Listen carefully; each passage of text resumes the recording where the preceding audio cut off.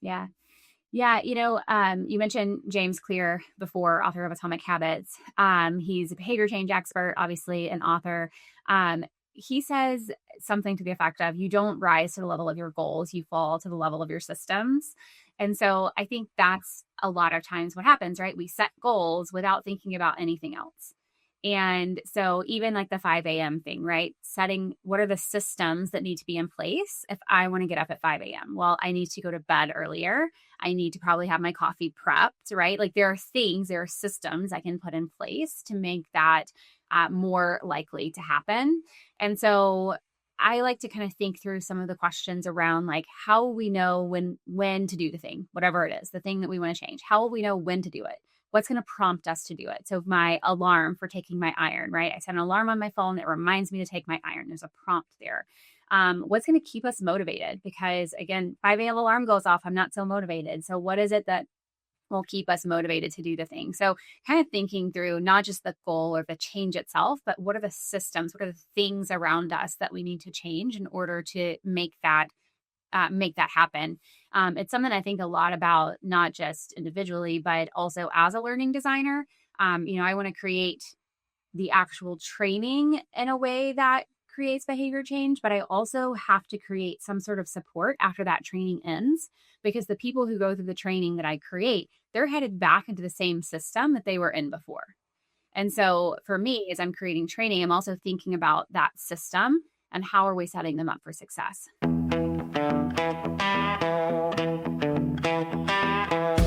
Welcome, everybody, back to the Sean Trey Show. I have an awesome guest with me today. Would you like to tell people who you are and a little bit about what you do? Yeah, absolutely. So I'm Heather Burright. I am the founder of Skillmasters Market. And I like to say I combine my heart for people with instructional design experience and individual and organizational change principles. And do that for nonprofits and associations so that they have training that helps move their mission forward by actually creating behavior change for the people that they need to train. I also have a private membership community for nonprofit training employees as well, and a podcast of my own. So it's fun to be on the other side today. That's awesome. It's cool to hear about people and see people that are doing cool things and using platforms to create change, because, it's like the other day I was talking to a friend and we were talking about some of the stuff that's not going right in the world. And their comment was, it's a big world. What can I do? And I was like, actually, so much. And it's one of the things too, because people say they want change, but they end up doing the same things over and over and don't see how that they can actually have an effect on their own life, have an effect on the world, and have effect just on everything around them. Why do you think people are resistant to empowering themselves, or what can they do to empower themselves? Yeah. Change is complex. I think we see this when we think about the number of people who set New Year's resolutions and never follow through. Right. So I actually kind of want to start with an example of how even a simple change can feel so complex. So in 2023, it's been a few years now, I went to my primary care physician for my annual checkup. And she did blood work, as they do, and told me that everything was normal. So I didn't make any change, right? I wasn't aware there was a problem, so I made no changes. And then later in the year, I saw a specialist who looked at that same blood work and said that my iron levels were just a little bit low and I should consider taking iron at least every other day. And so there was a cue there, right? Something's a little off. I should probably make a change. So I bought iron, right? I left the doctor's office, ordered some iron, but I wasn't super motivated to take it because she said my iron levels were only a little low, right? It wasn't this sense of urgency.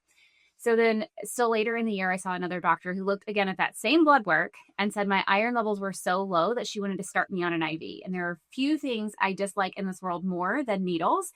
And so that was a huge motivator for me, right? Now I know there's an issue.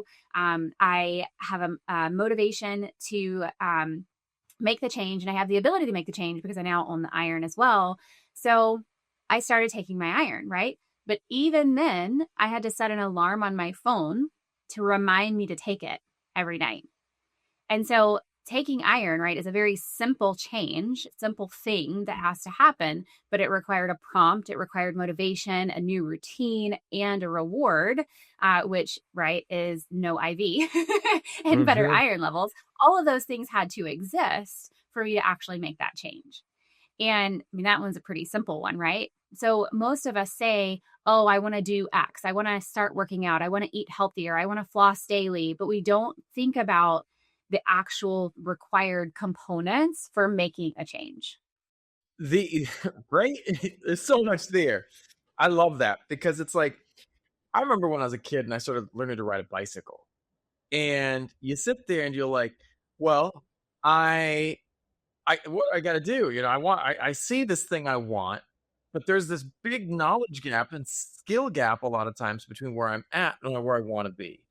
And I Yeah. mean, it was interesting because my mom patted me up, pointed me down a hill, and said, okay, just practice steering this time. I practiced steering. We got halfway down the hill. I tumbled and I was okay because it was on the grass lawn. We were outside. It was okay. And I was patted up. Yeah. And then the next time she's like, all right, you kind of got steering down. Let's try to work on pedaling. And we started working on pedaling and braking. It was like one of the things that was able to happen was it was one thing at a time. And if I Yeah. broke it down and I was able to get to that goal. But like, I mean, when we're talking about kids, it's easier, all right, well, yeah, you're a kid, you're doing some things like that. But when we're an adult, I want to open my own company. Oh, wow. Or I want to do this other big goal that I have. Yeah. Those things can seem daunting because we don't necessarily have that parental figure sitting over the top of us. Some people can find a great mentor, but not everyone can, and so I think that it's interesting that the principles, though, of breaking things down to one little step at a time still apply. They still work. You just have to figure out what those steps are. So I wanted to ask you this, though. When I think about it, there's people will look at those things that they want to accomplish, and what's the difference between knowing something that you want to do and actually living it? Yeah. I mean, if you think about your bike example, right? Like you kind of at a high level know how the bike works, but that doesn't mean you can ride a bike, right? You know that you're supposed to sit on the seat, you know you're supposed to move the pedals, you know you're going to hold onto the handlebars, but knowing that and doing that are very different things. So for me, the difference is everything. When I think about it, the difference between knowing and doing is everything. I know if I don't want my laundry to pile up, I need to do it every single day. I know that. But I still find myself every few days questioning how many people live in my household because the laundry has piled so high, right? I know I need to do it, but knowing and doing are different things. So I create training for a living. I said that a little bit in my intro, but for me the goal of training is always behavior change. And historically in training, right, we have focused on transferring information in training. And so it becomes a knowledge dump. There is someone who knows something at the front of the room, and they are just telling you everything that you need to know. But that doesn't actually work when it comes to behavior change. So I've learned more about behavior change principles over the last several years as a way to help design learning more effectively, so that we're thinking, again, the difference between knowledge and behavior change, the knowledge and doing, we're tapping into that from a training perspective as well. So yeah, this stuff, it lights me up because there is a big difference between knowing and doing. I love that. There is a big difference between knowing and doing. I see earlier today, my nephew and my daughter went to the gym with me, and we all train Thai boxing together. It's super fun, super cool thing that we get to do as a family. Now, there was a challenge because the last class, my nephew started teasing one of the older kids, much bigger, much bigger, and that teasing, joking didn't go well. I turn around and the kid's beating up on my nephew pretty bad, so I walk over and I'm like, "Hey guys, stop this." But today, my nephew knew what to do, but he still did the wrong thing. It's like he knew this, but he still was like he couldn't still help himself. And I think that one of the interesting things too is like we have to put systems into place because we often know what we want, but then enacting it is really tough. That's why I love the atomic habits, and the approach of Mhm. like putting those things out there to like, I love habit stacking. That's something that's great for me. Like I drive my daughter to school. Let's go to the gym. It's something because Yeah. I have a hard time throughout the rest of the day. Work catches up with me. My business gets busy and I have a hard time getting there. But if I can habit stack, it's just like, it makes it much easier. So I don't know. What's something that you're working on changing right now for yourself? Yeah. Um, I've given this example before. And it always cracks me up because it's one that I have never been able to solve. So, I want so badly to be a morning person. I want that like good morning routine. I want to have my coffee when it's still quiet in my house. I have 3 kids and a dog, so it is not always quiet in my house. I want that coffee in the quiet. I want to be able to, take my dog for a walk or whatever that looks like. I want time to just kind of reflect and think and plan. I want that quiet, easy morning. And it sounds so nice when I sit down at my desk in the middle of the day. Right? It sounds so nice when I'm cleaning up after lunch. But when that alarm goes off at 5 a.m., it feels less nice. Right? It feels hard. It's so hard. And I don't want to be a morning person anymore. And so it's one that I've continued to dissect. Like, why have I not made this change? I have the cue, right? My morning alarm goes off. That's my cue to get up. But my motivation is low when I hear that alarm. And so instead of getting up, I hit the snooze button and my behavior goes unchanged. And it sounds like this is sounding very familiar to you as well. This one has been so hard for me. I am such a night person, and I've always been like, I listen to all of these motivational speakers, like, they're like, shut up and wake up at the break of dawn. You get up and have those moments of quiet and do your meditation, do your workout in the first 20 minutes. And I'm just like, I'm slapping the alarm all the way till around 6. And I'm like, even though I've got to wake up at 6 to take my daughter to school, I'm just like 6:20. Can we stretch it a little bit? It's hard for me, but I think that one of the things I had to do was realize that I was able to be productive in another way. And it was interesting that when I was able to identify, I had to adapt because I realized that the most productive time for me has become nights. And it wasn't optimal, but it was practical. I don't know if that makes sense. Yeah, I mean, I am definitely still a work in progress for the morning person. I do get up early. I'm usually moving by 6, but I would like to be up a little bit earlier than that. And one thing I've been thinking about is, well, 2 things I've been thinking about is, one is my identity, right? I don't identify as a morning person. Right.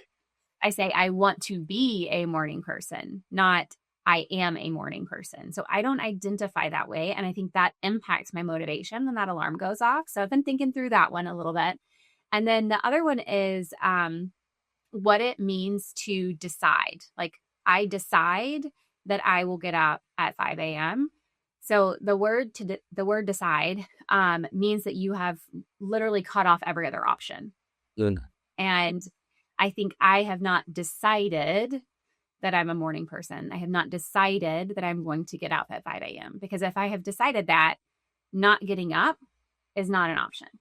Yeah. And so those are 2 things that I'm kind of playing with. Like, we'll see if I get there or how long it takes me to get there, but I'm still a work in progress and it's hard. Change is hard.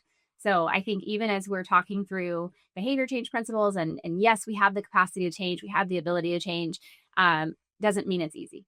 I love that you're pointing that out because one of the things too is like, it's a journey. I started with martial arts and a long time ago. And I hear about, like, one of the people who inspires me is like Tom Hardy. And there's these people that they've got a busy life, but they just start showing up and finding ways to show up. And if you can start moving incrementally, getting incrementally better too. And that was one of the things that I found out for myself. I am actually getting up earlier these days. But one of the things that I had to do was to work with myself incrementally, not say, all right, we're going to do 5 o'clock. I went from 6 down to 5:55, and it was like, actually, if I was able to work with myself and create steps, it was actually much more achievable. But like, I wanted to ask you this, because have you ever had to change something about yourself that was really hard? And like, besides like something that you did, and what did that look like? Is there anything other in the process that you've done?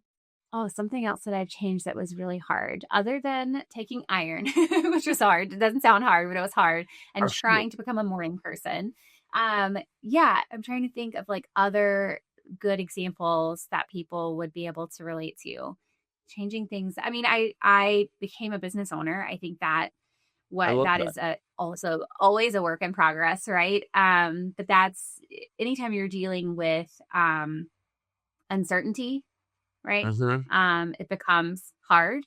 We don't like uncertainty. And so that has definitely been a change that I've had to work through. Becoming a parent, right? That's a huge change. And while there's a lot of like benefit, a lot of value, I am changed in lots of great ways because of it. It's still hard to to be a parent sometimes.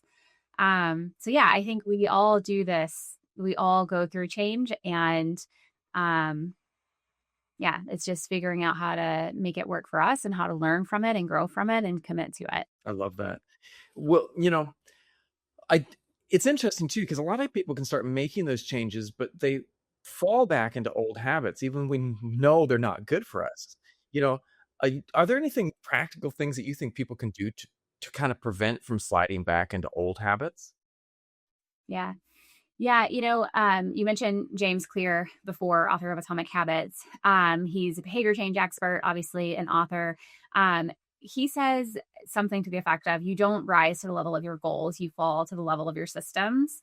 And Mhm. so I think that's a lot of times what happens, right? We set goals without thinking about anything else. And so even like the 5 a.m. thing, right? Setting what are the systems that need to be in place if I want to get up at 5 a.m.? Well, I need to go to bed earlier.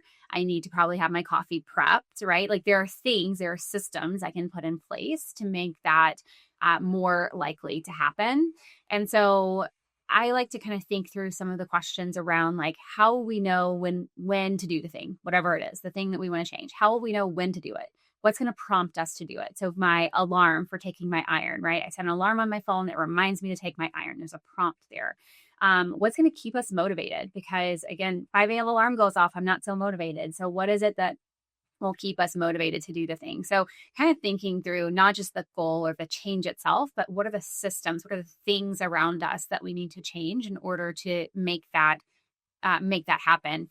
It's something I think a lot about, not just individually, but also as a learning designer. I want to create the actual training in a way that creates behavior change, but I also have to create some sort of support after that training ends, because the people who go through the training that I create, they're headed back into the same system that they were in before. And so for me, as I'm creating training, I'm also thinking about that system and how are we setting them up for success?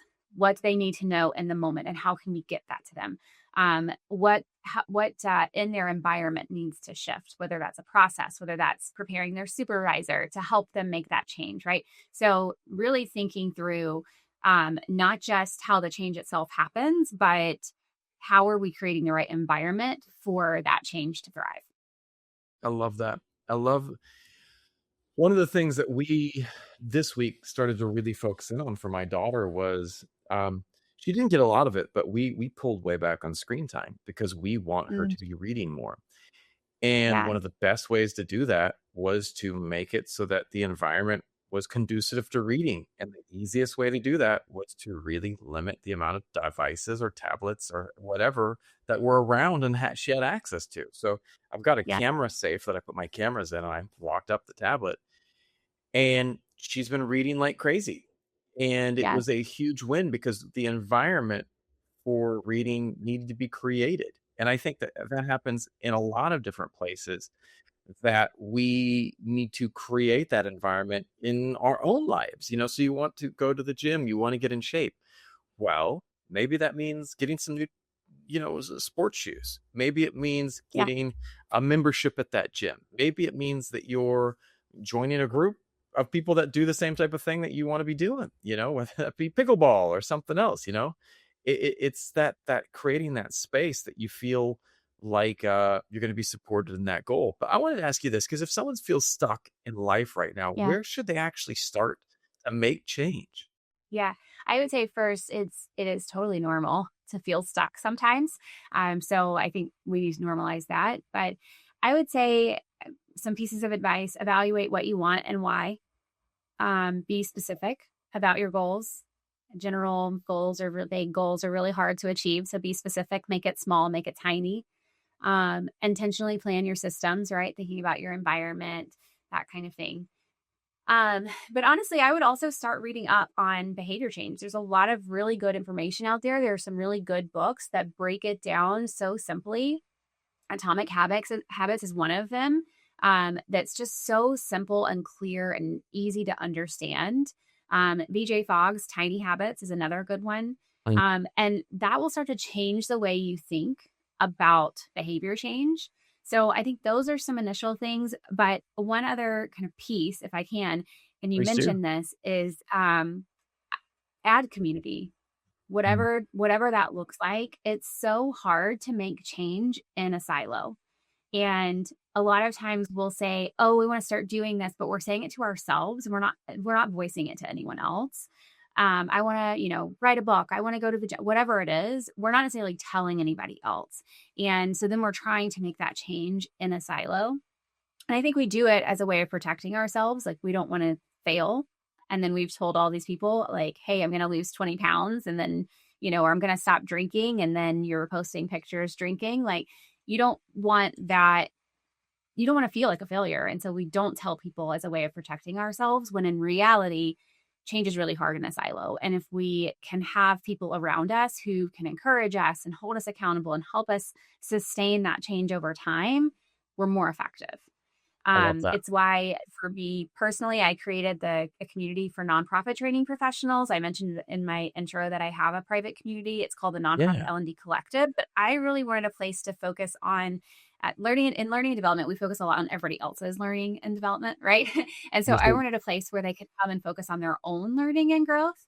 And I knew how important the community piece of that would be and is. So that's something I don't think I could say enough. And you certainly don't have to go tell the whole world that you're trying to make a change, but find the people that you can trust, who will encourage you, who will hold you accountable and help you as you make that change, because it is hard and it's much easier with people. I love that. And I agree. I think some of the most productive times in my life have been when I've been in groups or surrounded by people that are also in line with creating what I want to create. And Yeah. it's so motivational. Like, they are pulling you forward. They are there. And when you have those days that you don't want to wake up at 5, that phone rings and they're like, "Hey, where are you at?" And they help keep you accountable. And I think that's something that's so huge. And that's awesome that you're doing it, because, you're creating the space where um, people can thrive. And I think that that's so awesome. It's one of my challenges with adulthood is that we leave school. In school was a great place where people could support you on different goals. You had a mentor and the teacher. I wish that we had that mindset that continued throughout our life, whether it might be there are groups and mentorship groups that you have a senior person, and then you have a community. I mean, and I think you can find that, but the fact that it's just isn't as readily available is kind of sad to me. Yeah. But I wanted to ask you this, like, what do most people get wrong about this growth stuff? Yeah. I mean, other than quitting too soon, I think that's something that we all do, right? We quit when it Right. starts to get hard. And it's usually just like hanging on a little bit longer is when you'll actually start to see the momentum. So I think people quit too soon, but I have a few kind of beliefs here around personal growth, and we've talked about a couple of these already, but just to kind of emphasize and highlight them. One is that community is better than isolation. So, to your point, right? Having people around you, having a mentor, being in a group of people working towards the same goals. Community is better than isolation. And I think people sometimes get that wrong, thinking that they need to do it on their own, right? One is that investing in yourself is always worth it. And I think, again, this is one that we sometimes struggle with, especially depending on your money mindset or your time mindset, right? It's like, well, I don't have time for that, or I don't have money for Mm. that, or I don't, I don't have the resources for that. But I have never regretted investing in myself. Um, and so if it's the midday walk, that's an investment in myself. If it's a gym membership, that's an investment in myself. If it's Yeah. a coaching program, that's an investment in myself. And I have never, ever, ever regretted investing in myself. It's always worth it. So I think that's another thing that sometimes people get wrong. They think, I don't want to spend my time or resources that way, or I can't prioritize my time and resources that way. And it's always worth it. Another is that, oh, go ahead. No, I 100% agree. That's what I was going to say. I completely agree with Yeah. you on that. It's always worth it. Investing in yourself is always worth it. I've never had a time in my life where when I invested in myself, it wasn't something that turned out really well. Yeah.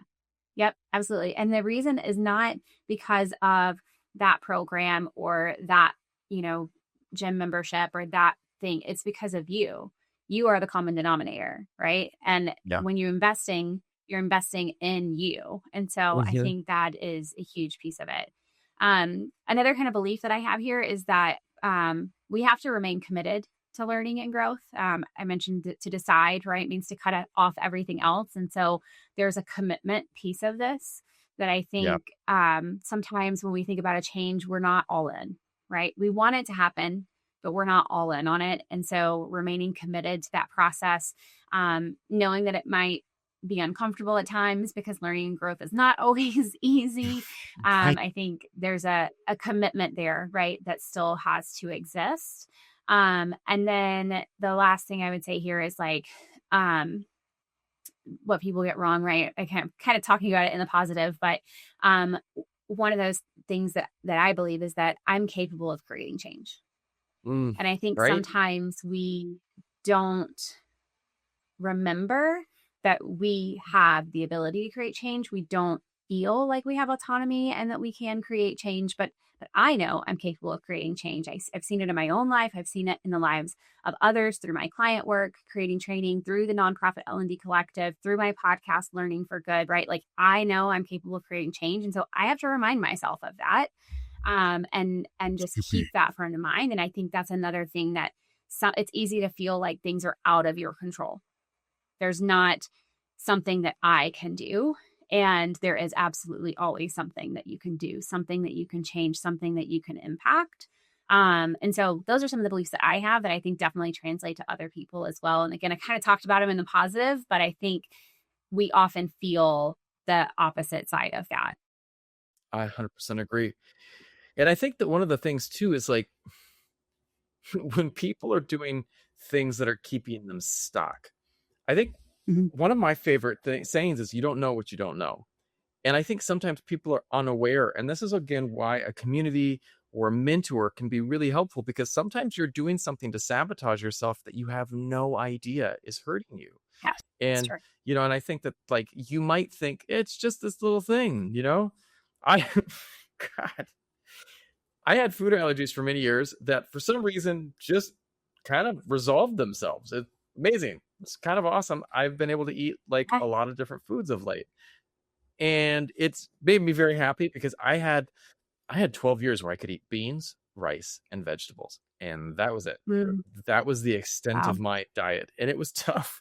It was very tough, especially living in a country like Vietnam where the food is phenomenal. And, Yeah. one of the things that as I started being able to eat more food, I had this wonderful French bread up the street. I made these little baguettes, and I ate the baguette, and I had some fruit, and then I ate more baguettes, and I had more fruit, and it was delicious.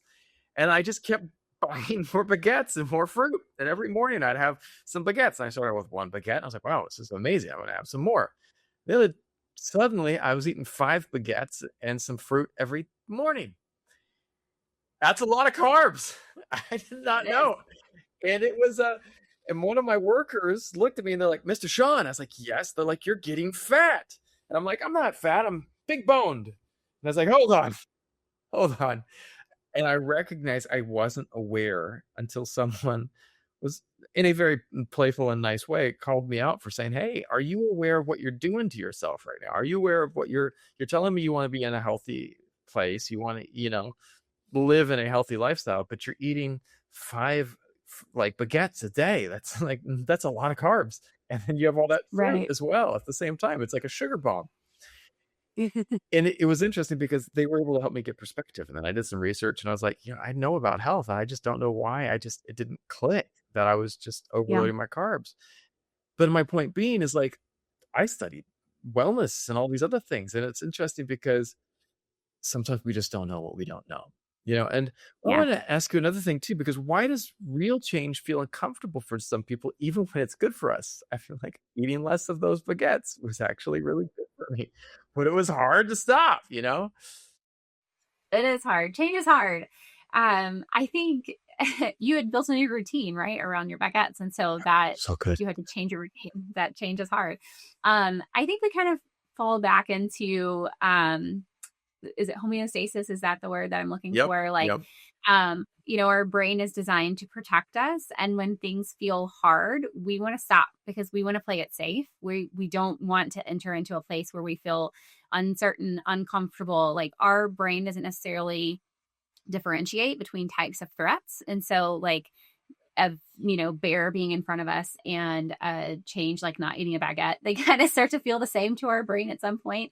And it just wants to keep us in a safe place, a safe environment, and that a lot of times means no change, even if what we're doing is actually more harmful than making the change. So yeah, I think it's hard, it's uncomfortable, even when it's good for us, and it's kind of a brain game in some ways. Right? It really is a brain game. And that's why I love when people can gamify things. Can you gamify a way to, create structure and ways to keep things moving forward in a good way, because if you can gamify it, it just makes it more fun. But I want to ask you Yeah. this because, like, how do you know if you're actually being busy? Because this is like with my podcast. I make a lot of episodes, but I'm like, I have to sit there and go, well, are the numbers going up? Am I getting more, engagement? Am I getting more people kind of wanting to come on? Because those are the things that you have to look at. What are the metrics of growth versus, just being that in that treadmill? But I mean, sometimes it's great to be in the treadmill. You're getting in shape. So I don't know. I don't want to judge, but how do you know you're actually making change in your life? Yeah. It's a great question. I'm curious your answer to this one as well. For me as a learning designer, right, that's kind of what I focus on full time in my job. And so I am looking for outcomes Yep. when I'm in that learning designer mode. And I think that translates in many ways to the individual. As a learning designer, I need to measure what's working and what isn't working so that one can prove the value of the training or adapt to make sure that the value is there. But I can't do that if I don't have some outcome data to look at. I think we can do the same thing in our own lives as far as, the data might be different, but we have to know what we're looking for, what we're trying to change, what success looks like. And if we can define those things, then we can start to look for indicators that those things are happening. I think a lot of times there are some that are easy. Like if I want to lose weight or whatever, I want to lose 10 pounds, whatever it is, like that's kind of an easy metric. It's also kind of a superficial metric in a lot of ways because it doesn't necessarily measure your overall health. And so really thinking through what is success? Is success just losing those 10 pounds or is success some other measure of health? And if so, what is that? Is it being able to get on and off the floor and play with your kids? Is it to be able to take your dog for a walk without getting winded? Is it, some other medical metric that you're looking at?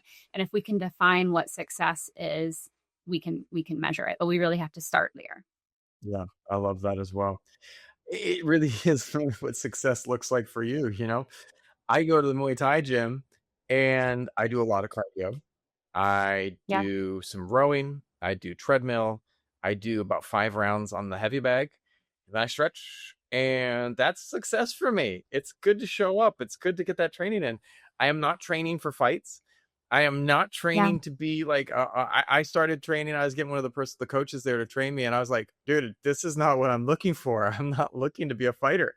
I just want to stay in shape. I just want to keep my cardio up, and I want to be there when my daughter's training. And that was where I was able to create that balance. But I had to redefine what success in that scenario looked like for me, you know? Yeah. And it's interesting because I think a lot of people get caught up in what other people believe or think they should be doing, you know? Um, and I want to ask you this too, because what's one belief that people hold on to that quietly holds them back? Can you think of anything that might be a good one? Yeah, I think sometimes, I probably can come up with more than one. I think sometimes Right. we feel like we've tried it all before and it didn't work, right? Yeah. So there's a little bit of a mental block. Well, I've tried to become a gym person before and it didn't work. I've tried to start flossing my teeth every day and I didn't stick with it. I've tried this, I've tried that. And so there is this belief that we've tried it all before and it didn't work. But I think that sometimes comes down to a lack of sense of autonomy, I guess, for like we feel like there are things outside of our control when really we have a lot more control than we realize. Yep. There is almost always a choice.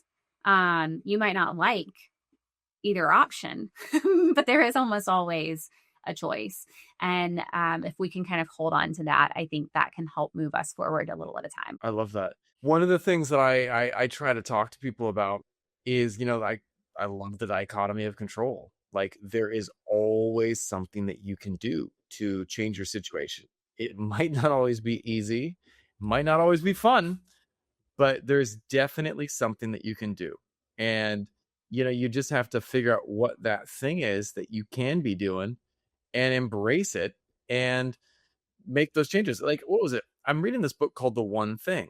And it's like, essentially, every single person has one thing that would move the needle for you that day. And so you just have to figure out what is that one thing for yourself. And once you do, really lean in on that. And again, though, that's the journey, is figuring out what that one thing is.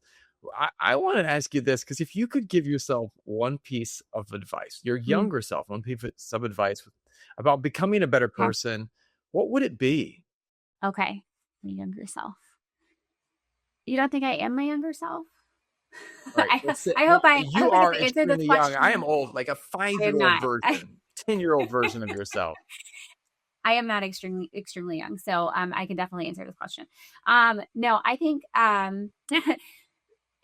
be a good friend and find good friends. You know, who you hang out with makes a big difference in who you become.